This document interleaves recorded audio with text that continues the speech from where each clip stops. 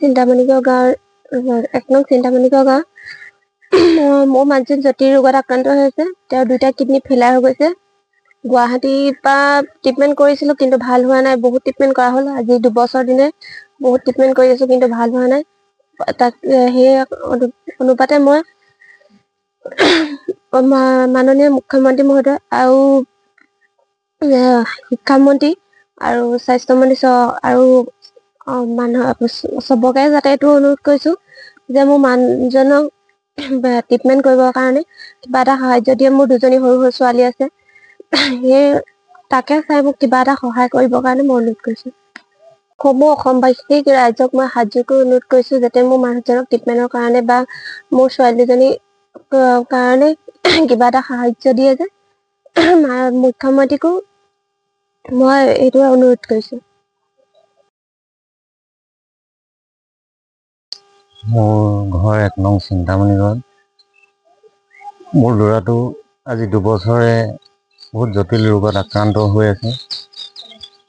বহুতো ট্ৰিটমেণ্ট কৰিছোঁ, কিন্তু আমি দিন হাজিৰা কৰি খোৱা মানুহ, যিমানখিনি কৰিব লাগে সিমানখিনি কৰিব পৰা নাই। তাৰ কাৰণে ৰাইজৰ ওচৰত আৰু হিমন্ত বিশ্ব শৰ্মাৰ ওচৰত, স্বাস্থ্যমন্ত্ৰীৰ ওচৰত সাহাৰ্যৰ কাৰণে কৈছোঁ, যদি পাৰে অকণমান সাহাৰ্য কৰি দিলে। ল'ৰাটোৰ ছোৱালী 2জনী আছে, সৰু সৰু।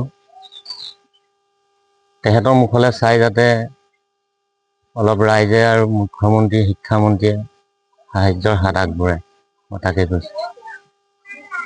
ইতিমধ্যে আপোনালোকে গম পাইছে যে শিৱসাগৰ জিলাৰ একেবাৰে দাঁতিকাষৰীয়া অঞ্চল হৈছে 1 নং চিন্তামণিগড় গাঁও। এই 1 নং চিন্তামণিগড় গাঁৱৰে নিবাসী মহম্মদ মুকিবুল আলী, তেখেতৰ 2টা কিডনি বিকল হোৱাৰ এটা খবৰ আমি উজনি অসম থলুৱা মুছলিম পৰিষদে পাইছিলোঁ। পোৱাৰ পিছতে আমি তাৎক্ষণিক জিলা সমিতিৰ আমি বিষয়ববীয়াসকল তেখেতৰ ঘৰত আহি পিনে আমি উপস্থিত হ'লোঁ। উপস্থিত হৈ দেখা পালোঁ যে একেবাৰে দৰিদ্ৰ সীমাৰ তলত থকা লোক হয়, আৰু তেখেতলোকৰ উপাৰ্জনৰ যি আৰ্হি আছিলে, সেই উপাৰ্জনৰ আৰ্হিজনে মূল ব্যক্তি যিজন আছিলে, সেই ব্যক্তিজনেই এই ৰোগত আক্ৰান্ত হ'ল। আৰু তেখেতৰ 2গৰাকী কন্যা সন্তানো আছে।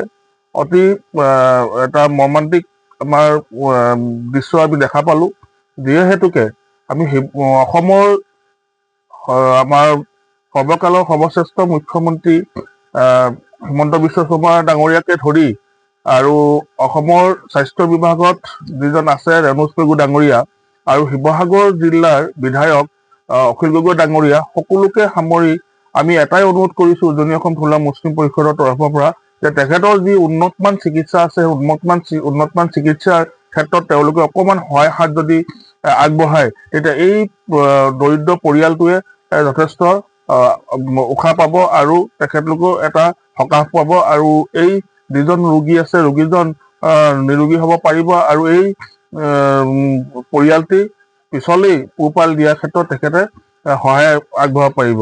আৰু আপোনালোকৰ সহায় একান্ত আমি বিচাৰিছোঁ, আৰু চিন্তামণিগড় গাঁওবাসী ৰাইজেও অনুৰোধ আৰু আমাৰো অনুৰোধ আপোনালোকে মানিব বুলি আমাৰ দৃঢ় বিশ্বাস। ধন্যবাদ।